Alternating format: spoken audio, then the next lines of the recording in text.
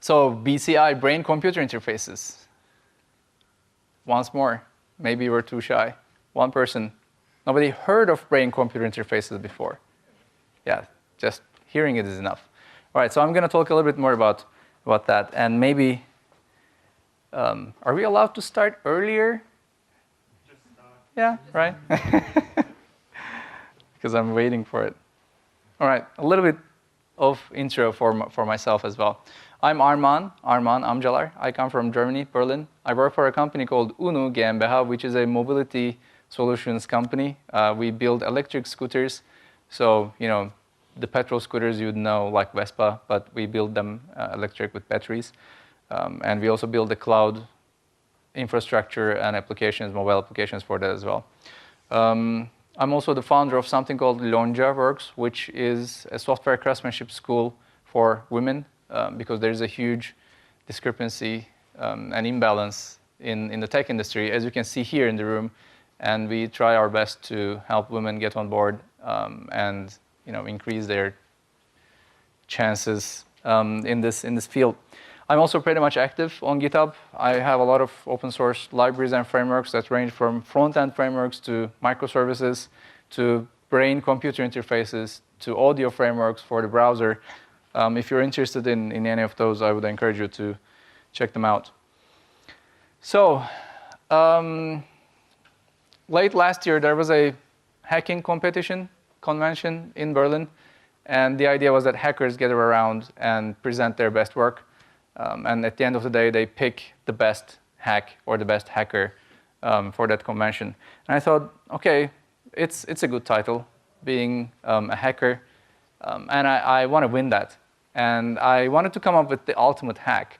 You know, what is the ultimate hack that you can ever think of? I could only think of hacking the brain and interacting with the brain and transforming the thoughts and the whatever is in your brain to code or to machine. And apparently, I was not the only one to think that.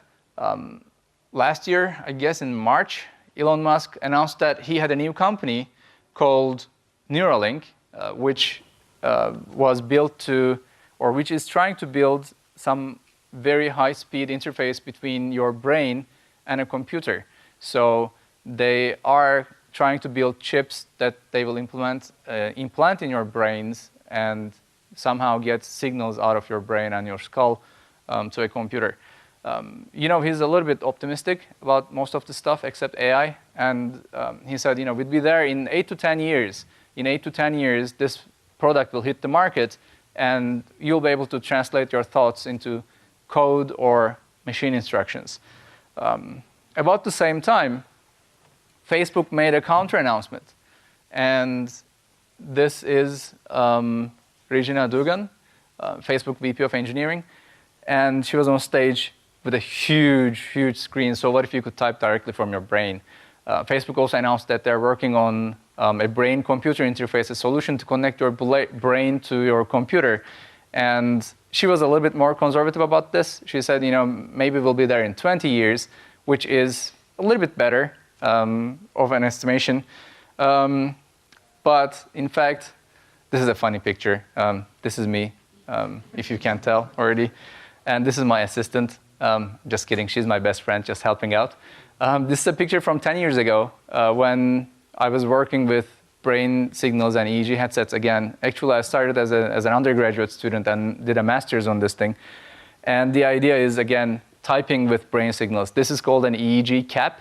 It has several electrodes on top.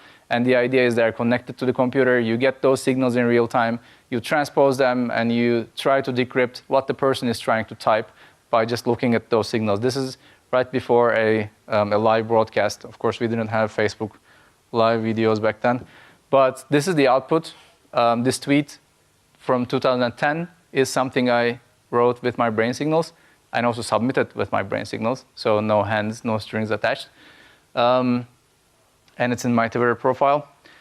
The URL actually points to the actual research. But of course, this is a very ugly picture. Sorry for showing this thing. But I wanted to underline that nothing comes without any cost, without any pain. This is me at the end of a 14-hour session of experiments on myself before trying it on other subjects, as like any responsible researcher. They almost drilled holes on my skull. It was not that easy or fun, but I'm going to probably have the same thing after this talk with the headset that I have, but it's worth it. It's totally worth it. So anybody saw any EEG recording before? Yeah, quite some people. That's great. So this is the first EEG recording, or at least one of the first ones, from 1924 by a researcher called Hans Berger. I know that's a very generic German name, but it's his actual name. That's a real person. And he found that he could record electric signals that are coming from the brain. And this is also very low resolution. I mean, the signals is not that clear, but nobody believed him for like 10 years. He was a very well-established researcher. He lost all his credibility. Only could regain it after 10 years of this research, when he could finally show some patterns that are emerging in patients. But this field is very, very troublesome. But of course, it looks like this right now. We have a lot of advancements in technology. So this is like 4 electrodes and their signals. It's very high resolution and like almost 2-4 kilohertz. They are normal in terms of sampling rates. So we get a lot of signal and a lot of information from the brain. Unfortunately, this thing looks like noise, pure noise actually. Like you cannot, just by looking at it, discern any patterns in that. And so I want to show you in real life how that looks like.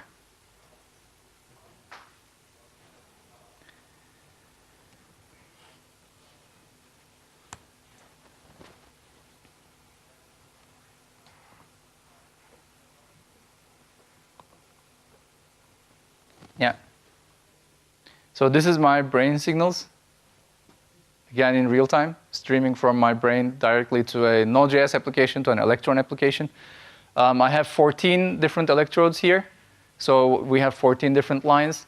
Of course, I'm very excited. So it's mostly junk. And there's a lot of interference here, magnetic noise, etc.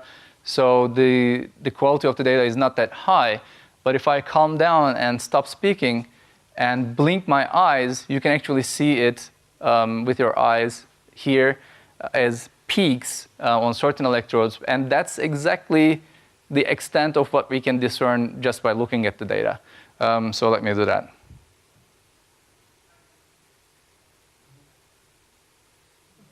So 1, 2, 3, kind of the peaks, and then it goes haywire. Because this is not a research tool. It's almost like a toy, the wireless EEG headset, but it's good for talks. It's good for demos. That's why I have it. So it's normal to have these jitters and a lot of interruptions in the signal. But yeah, this is basically how you stream your brain signals to an application. Let's go back.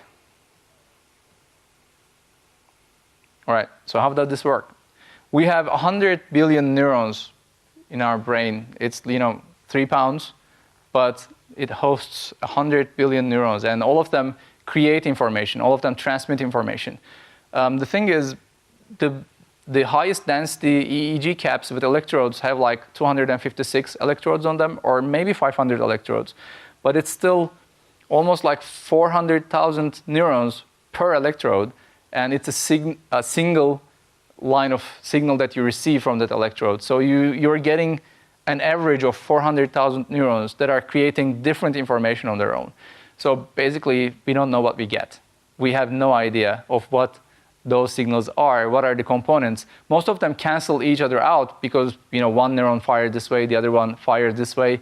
When you take the average, it's 0. So we also lose a lot of information. The information happens due to some chemical reactions of potassium and sodium.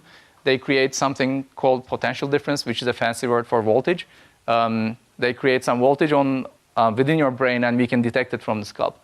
And there are some operations, if you are a very severe patient, doctors can have the consent of you and your family and the government to basically open up your skull and put real electrodes inside your brain It's called an invasive operation. And then you can get up to 4,000, 8,000 electrodes, basically, as far as the money goes. But still, it's not enough. And still, we don't know how it works. Therefore, we're not 10 years away from it. We're not 20 years away from it.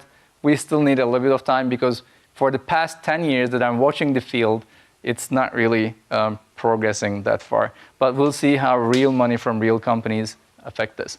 Although we don't know how the brain works, we can identify some patterns in it, not by looking at it, but by analyzing it. So there's a paradigm called oddball paradigm that's been discovered 30 years ago in 1988 by Emmanuel Donchin.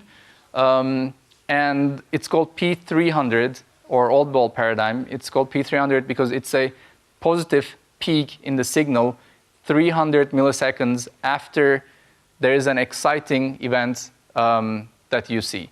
So the idea is, again, we're trying to help people type with their brain signals, right? The idea is we show you a screen with flashing letters and ask you to pick one. And since it's randomly flashing, you're not interested in like the rest of the 27 characters or 35 characters, if you include the numbers as well, on the matrix, on the screen, but you only look at one. So it's the odd event that's surprising you. And when you say, yes, that's the letter that I want to type, we can detect it in the brain signals because it leads to this special peak signal that occurs 300 milliseconds after the stimuli. I'm going to show a little bit more about that.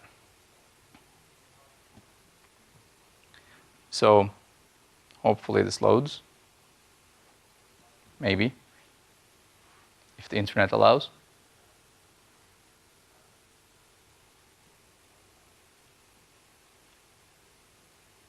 Or maybe not. Oh yeah, here we are. Cool. So this is me sitting at home. It's a very boring watch, so that's why it's good to talk about in front. I'm just looking at the screen with 36 letters, and you see the letters are randomly flashing, letters from A to Z plus numbers. They are randomly flashing, and I want to type hello in this case. So I'm focusing on the word, on the letter H, and whenever it's lighting up, I'm counting it. This is the first time, second, third, fourth, and then after a certain time, the software knows what I was looking at and shows me the letter. It doesn't know what I would like to type before. It just recorded my brain signals previously and compares them with machine learning algorithms and comes up with the result. Again, it's a very boring watch. There's nothing happening because if I move, the headset moves. If the headset moves, you saw what happened. The signals go wonky, so I have to sit still, not move at all. And some letters appear on the screen after some time. So we will see an E if we follow up, if we watch enough. And the speed also is not very, or up to any standards, because again, the quality from this headset is poor. It's not up to research grade. But ideally, people can type up to 25 characters per minute. So like on average, every 2 seconds, you can type a letter if you're skilled, if you're trained, and if the system is actually good. So I will go on with this. So the machine learning problem is pretty much this: separating the black signals from the red signals. The black ones are the ones that we're interested in. This is a capture of a second, and you see this is 0.3 seconds here. And right after that, there's a positive peak.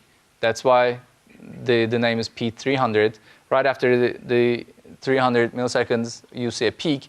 And the red one is like an average, any other signal, any other character that you are not interested in. So it's as easy as differentiating these two. And of course, it's very hard because these are averages of hundreds of runs. In real time, they're almost identical. And sometimes they overlap, so you have mistakes as well. But mainly, the problem is, can you tell the black ones from the red ones, basically? OK, where do you start with this thing? First, obviously you should get a EEG headset like this. They are sold for, I don't know, like consumer grade prices. And then you install an NPM library. You know, JavaScript has been traditionally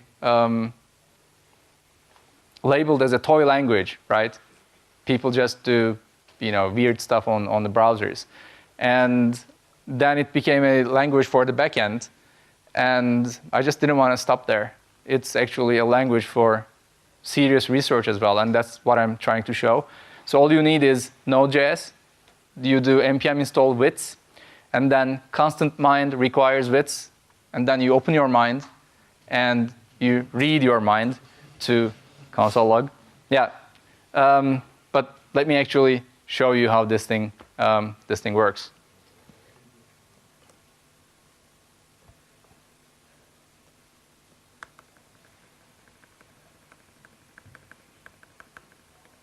I think it's big enough, right?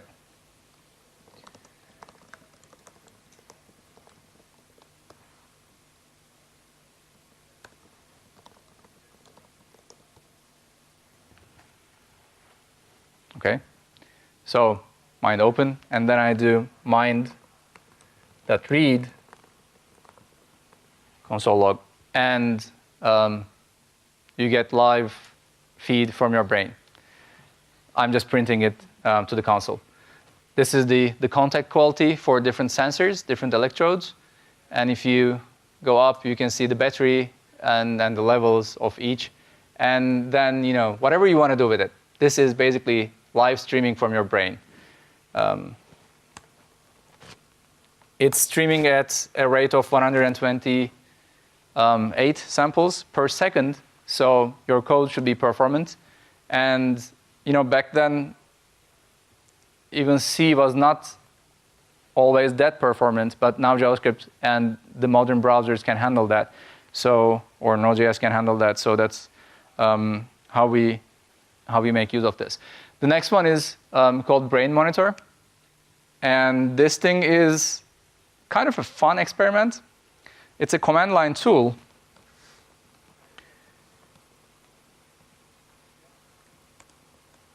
It's a command line tool that you can start on the console, and it's basically a live representation of those signals. This is all happening in your terminal. This is not a graphical user interface, or maybe it is. So you have the signals here. Let me do the eye blinks again.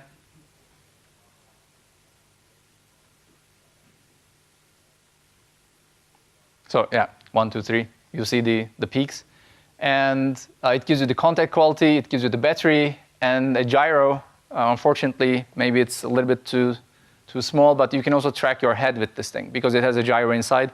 And when I do a circle with my head, you can actually track it with the gyro. So you can also do very weird experiments with this, tracking your head, tracking your brain signals, and combining them. And the final one is BrainBits. These are all open source on GitHub.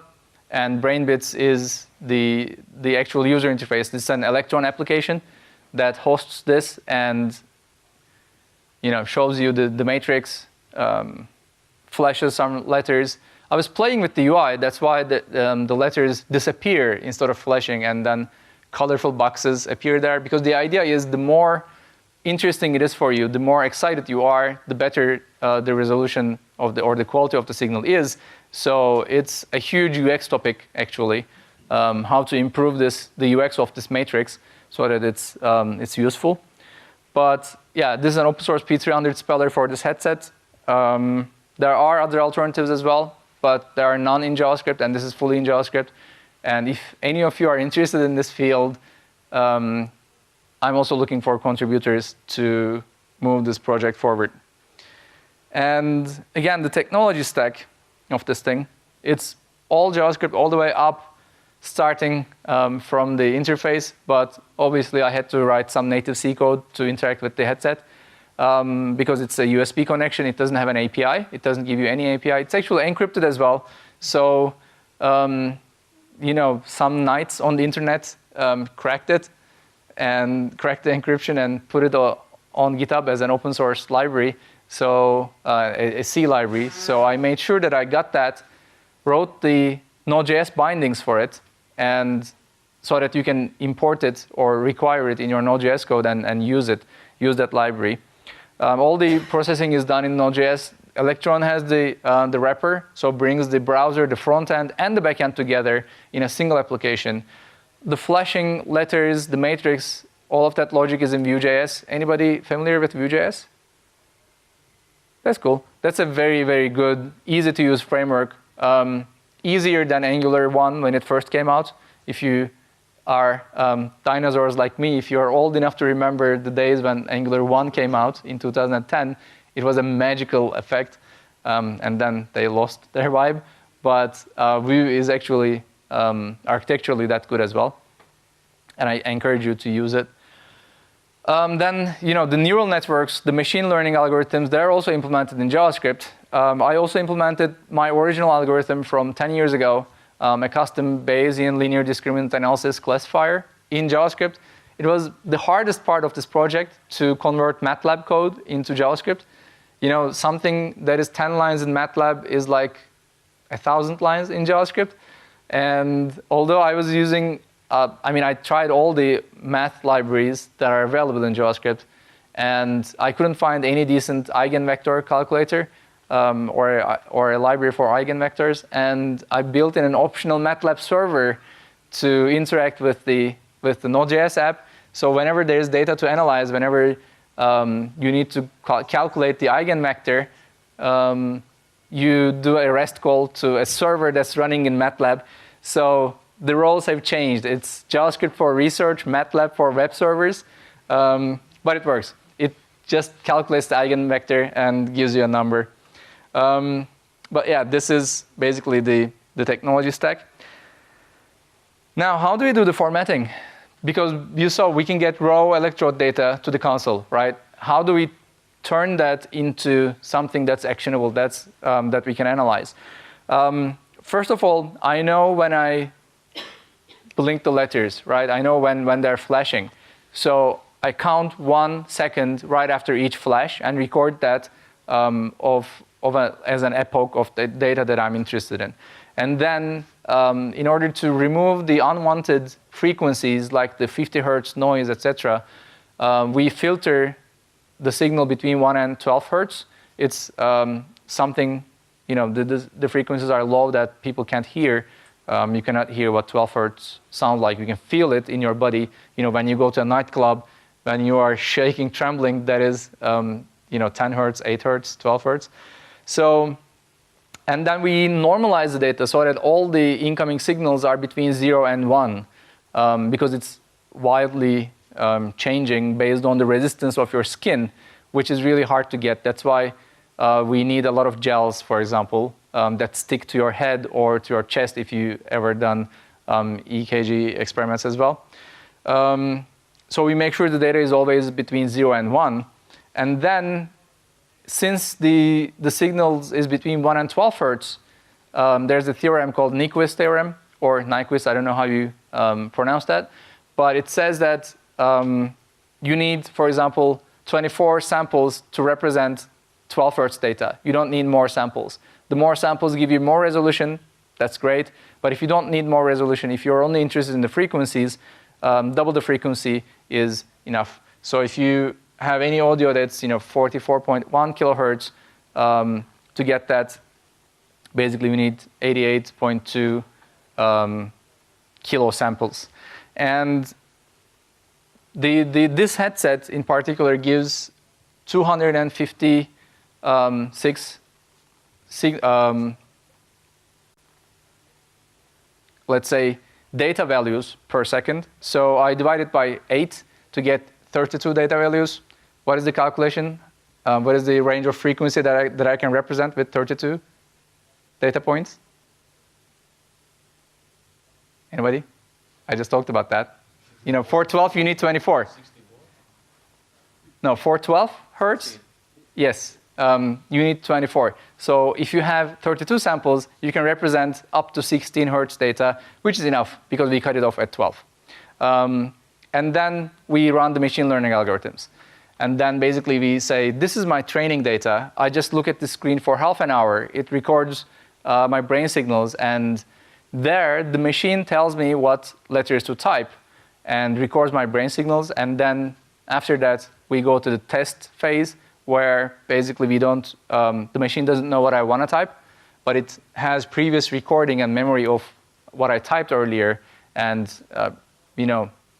the data of that, and just compares the two and tries to guess what I'm doing. So it's Brain.js for, again, neural networks and another custom algorithm for Bayesian linear discriminant analysis, which is, again, open source. That's a novel algorithm. Unfortunately, I was not bright enough to write that algorithm, but if you're interested in math and classification problems or machine learning, the source code is in the repository. I translated it into JavaScript without asking the original author, but I had asked 10 years ago if I could use that. So if that counts, I still have the rights to use it. But anyway, the idea is JavaScript is not only good enough for parsing JSON APIs or the web or the backend, but it can also parse your Brains API. So as a closing talk for today, I wanted to show you, what you can do with JavaScript, the limits of where you can push JavaScript, and it's basically, almost like infinity. If you count in the Neuralink, Elon Musk, and Facebook, their efforts in this field, you can all achieve that with JavaScript today. So this is basically the end of my talk. Thank you.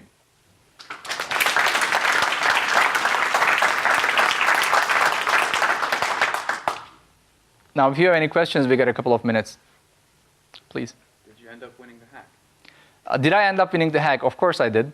It was actually the third time. I didn't tell that.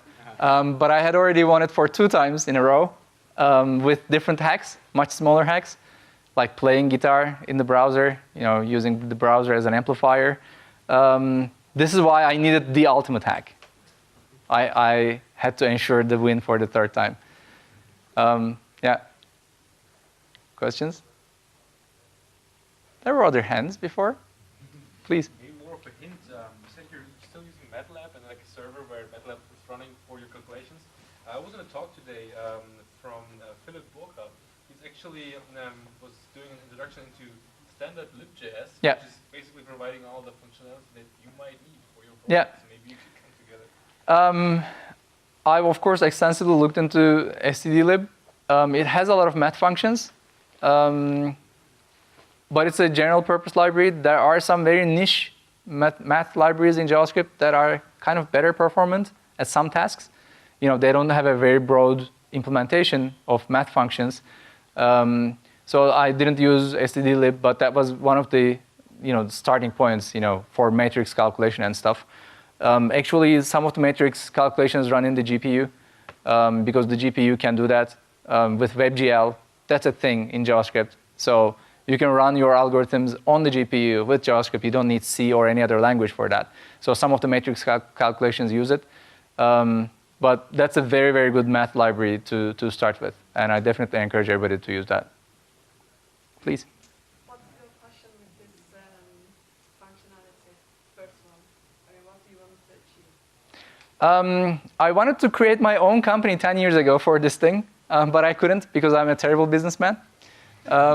So I just want to prove to the world that JavaScript is not a toy language and it can do a lot more if you invest the right time into that. Not the technology, but the capability you can do with this. So this is a little bit of a sad story. I started with this whole brain signal processing thing after I lost my grandmother.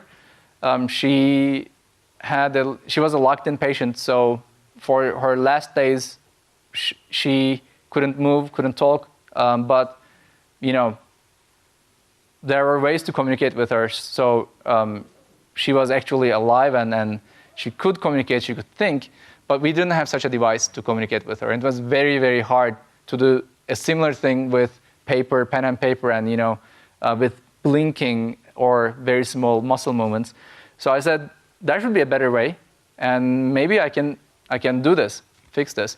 And I've built this 10 years ago, and I've actually tested it on some patients as well, some real locked-in patients. So there is a possibility that this thing is useful for people who cannot move any muscle voluntarily. And although the speed is very slow, like 10 letters per second, the letters could be smileys, right? You could do a text prediction algorithm so that you only write 3 letters and then that completes it to a full sentence or a word. So you can improve the rate of communication. But even if it's a single symbol like I need help, or I'm not comfortable, or I'm comfortable, that's actually a huge, that's of huge value to the family as well. And yeah, I originally aimed to do that with the company because the research grade hardware costs around 20 to 30,000 euros, and it's not affordable from families. And there are no good out-of-the-box solutions for this thing. And I wanted to create that, but I couldn't. So I'm just turning it into a hack, kind of. Sorry if I took too long. Any other questions? Please. What is this working with your hairs? With the hairs, so I'm very fortunate I'm bald. I don't have any problems. But with the hairs, we need some gel.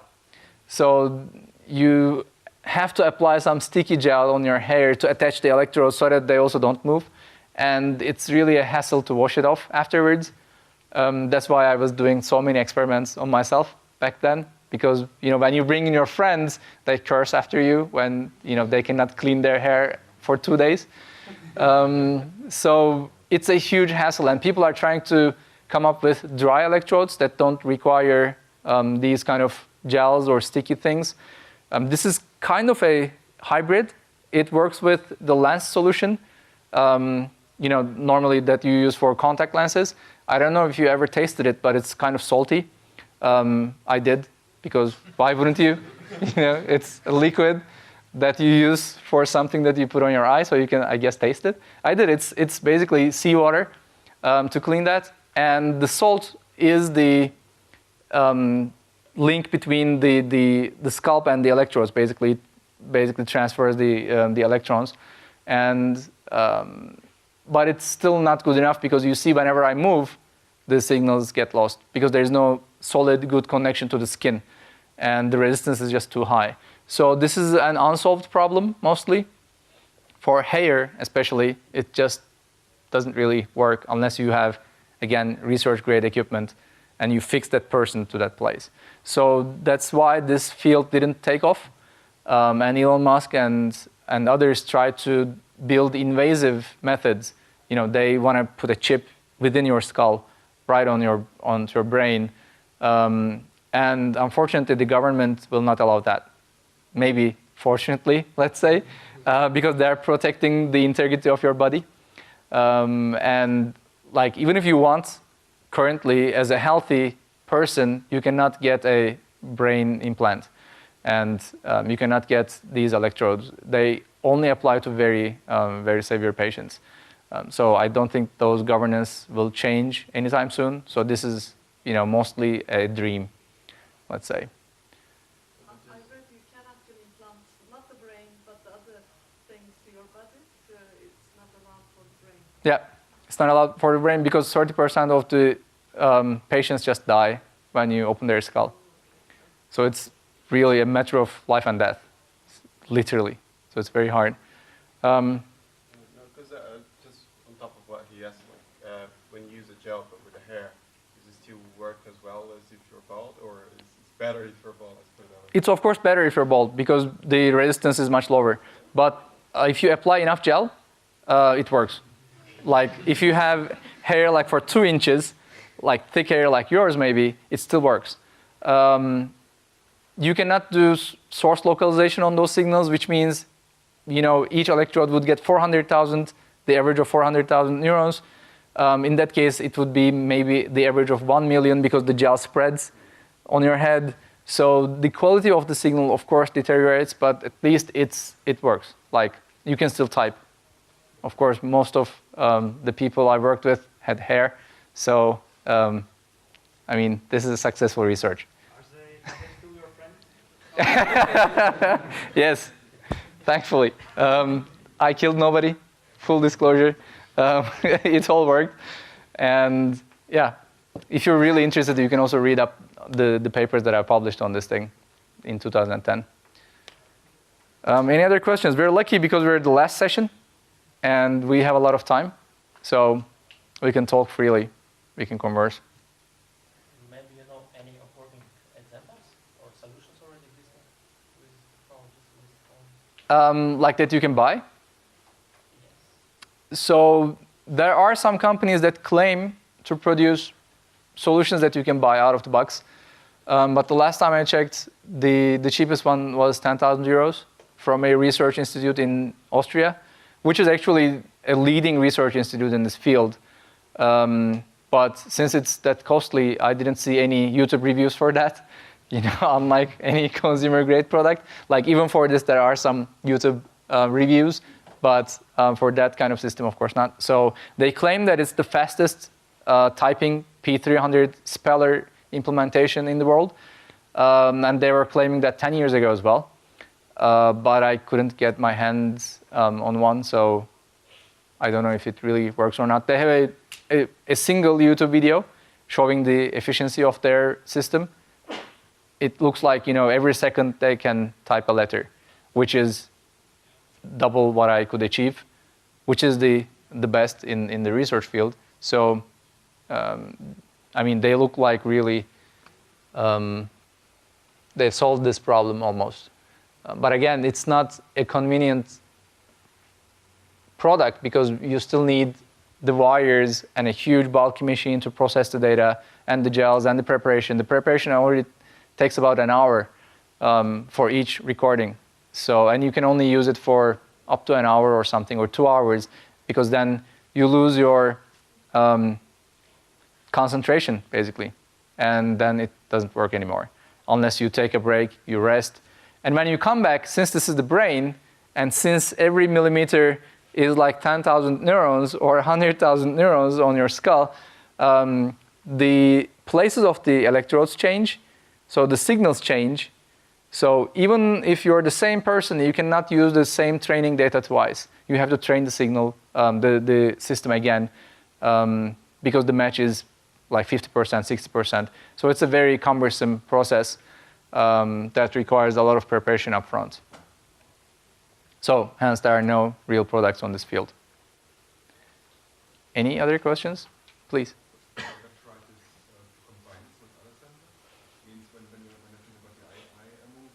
Mm-hmm. Yeah, the question is, what happens if we combine this with other sensors? And actually, a lot of people do that. Like, this headset actually has an API for Node.js as well that gives you muscle movements. It can kind of predict whether you're smiling or not because the bulk of the electrodes is on the side of my face that are tied to the muscles on my face. So they can predict what I'm doing. Like if I'm winking, if I'm smirking, they can kind of detect that. Not with 100% accuracy, but at least 70%, 80% accuracy. And there are experiments which track your eyes and also combine the data with EEG to enhance the outcome. And that thing also works. Like they have achieved good results with those systems as well. If you remember the late Stephen Hawking, he used a similar device, right? He was communicating with the world by using a similar device. People tried hard, researchers tried hard to give him an EEG-based system like this that works with brain signals, but it just didn't work. It wasn't reliable enough. So in the end, he ended up using a very small muscle on his cheek, and he used that for the buttons.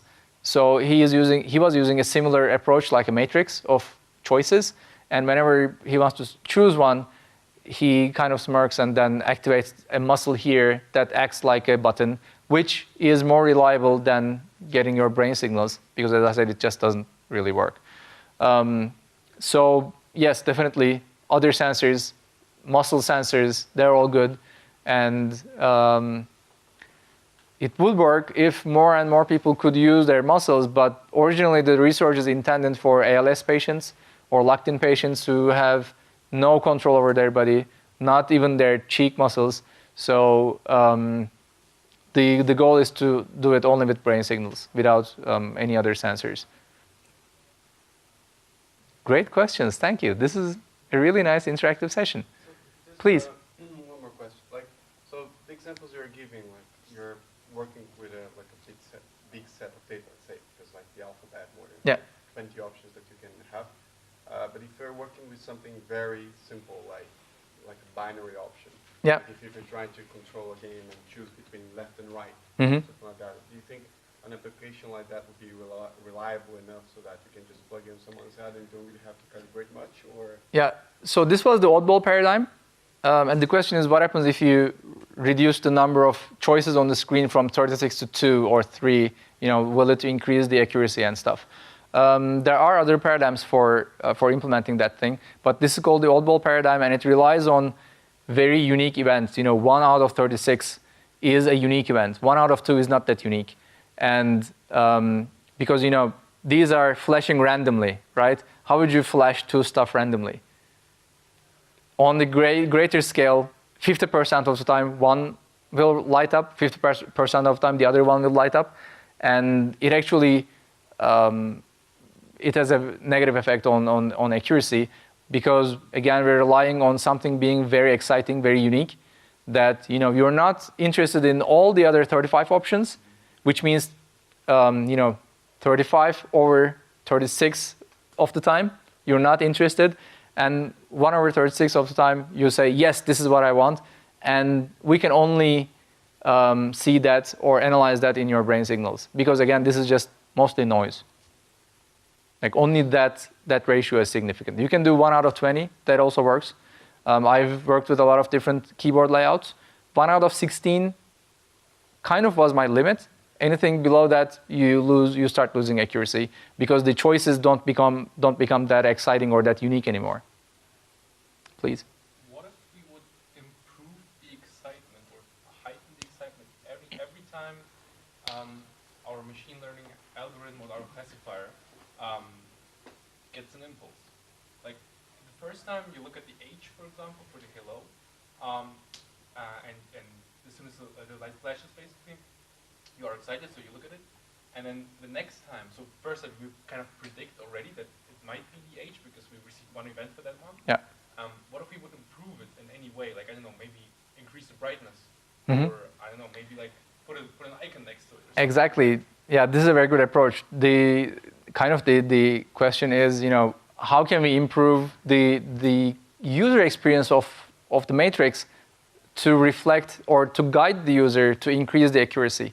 Like if the algorithm thinks that it has a hold on a letter, like H, for example, very preliminary results, so it's nothing final, nothing concrete, but we believe that it's H. So what if we increase the brightness a little bit so that we kind of guide the user to write H, and then we change the brightness if we are mistaken. If there's, for example, Z is more prominent, then we shift the brightness to that. We also tried a lot of experiments on that front. It's very hard because when you start out, all the letters have the same score. And then basically you confuse the subject because you're lighting up some letter that they don't want to type. And it's mostly a letter that they don't want to type. Because on the first trial, on the first analysis, your analysis is most of the time wrong. And if you wait for it, yes, you increase the chance. And that has some little impact, but we couldn't get consistent results to publish a paper about that.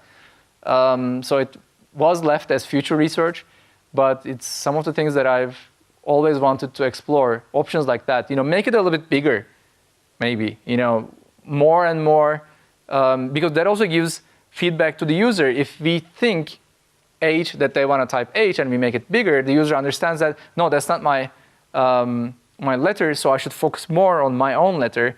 So maybe it would give the user an inclination to do that as well. But again, we didn't get any consistent results with the experiments, and it was really hard to do experiments with those gels and that preparation. People just don't want to commit. And so it was left for future research. But that's a very good approach that people should look into. I think Facebook or Tesla is already, or Neuralink is already doing stuff like that. Because in the end, this is, again, not a technical problem. It's the combination of technical implementation plus the user experience. If you can train the user better, if you can improve their understanding or expectations of the system better, if you can guide them with predictive text or other algorithms, they will perform better. The technical implementation doesn't change. It's still a machine learning problem, and you're still trying to discern between two signals, but at least there's something. So, yeah. Any other questions or discussions? No? Please. Have you tried in the training phase to show the subject one big letter, and after that to think about it? Tell him to think about it. Yeah. With closed eyes. Yeah. And to record the numbers of Yeah. the electrodes. Yeah. And to find the correlation of each signal. Yes. For every letter of the alphabet, 5 times. Exactly. Is something like this Yes. done or tested? Yeah. So the short answer is yes, and it doesn't work. But the long answer is, first the question is, what happens if you just think about the letter? Close your eyes, think about the letter that you want to type. Don't look at the screen, don't look at the matrix, just think about that. H, H, H, H, hello, H, something like that. And what comes out of that? Unfortunately, we couldn't get anything, any concrete results from that as well. And as far as we were concerned 10 years ago, none of the researchers on this field could get something, because the brain is always crunching data, right? It's hearing something. Maybe if he thinks of a concrete picture of the letter. Yeah. There are examples for that as well, research for that as well. And people are trying so much to do that. They couldn't do it, but they could do something very peculiar, something very strange. They are showing pictures, real-life pictures, to patients or subjects, hundreds of pictures, random photographs. And then for training, right? And then they're recording the brain signals, how does the brain respond to those pictures? And then this is a controlled experiment, so the test is also kind of controlled. Then they show them another group of pictures and try to predict from or correlate from all that big data that they gathered, all those hundreds of pictures, they try to build up that image. So by looking at the brain signals, and by correlating the brain signals with the previous hundreds of images, they try to reconstruct the new image that the subject is looking into. And there they had some success. It's a very, very blurry thing. Of course, it's just a mashup of hundreds of different pictures. And you can even tell the individual unrelated photographs in that. But on an average, you kind of see the shape. You can see that there's a, if the original image was a portrait of a person, you can see there's a black bulky thing in the center, and then the background is white. So you kind of can discern something, which is actually very exciting, because if we can get more and more electrodes in the brain, if we can train the people more and more, maybe we can decode their visual cortex, what they see. This is basically a camcorder, a recorder for what you see. Just by gathering the brain signals, I can record whatever you're saying. This is the future. It will probably happen in maybe, 60 years, 70 years. When we can build electrodes right inside the brain, we'll have much more information about this. But people are also thinking about decoding dreams, what you dream. Because it also happens in the visual cortex, on the back of your skull. You can get signals that basically give you the visual, the guidance of what you are dreaming of. The results are there really, really shady. It doesn't work for dreams yet, but there's promise. Please. Just a real quick question for the visual bit. Is there any research into possibly reversing that process? So taking a camera and trying to send, exactly. someone who can't see. Yes. And sending that to the brain. Yes, and there are also very little successes on that ground. But the results are arguable. So it's also illegal to send some electricity to a person's body. Although every bioelectronics student had to do that when they did an EKG circuit. But the idea is it's illegal, you cannot do that, you shouldn't do that. But if you do that, there are some published papers that claim that they could do that.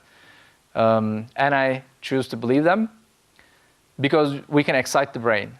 It's a thing. We can excite the brain. We can just not excite it the way we want it. We don't know what happens.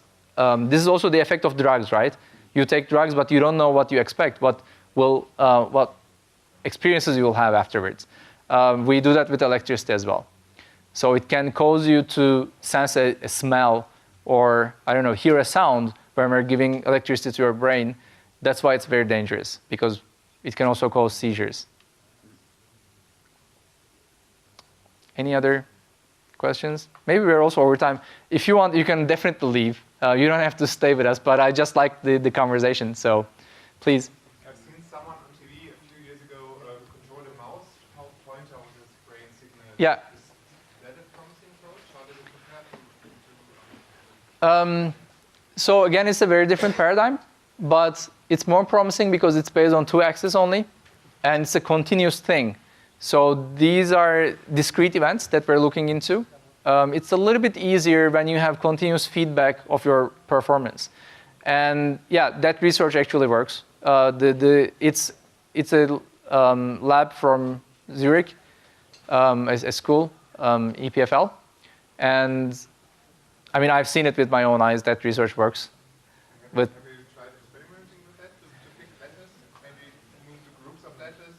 Exactly. Yeah, I didn't do that, but people do that, and they're also successful there. So as you described, there's a floating group of letters, or again, a 2-axis grid where letters are, and you're moving kind of the cursor to point to the letter that you want to type. And they also apply the constant feedback there because it's already a visual feedback. So whenever you're going up to a certain letter, it becomes bigger and bigger so that it's easier to get to that letter. If you move down, it gets smaller almost immediately.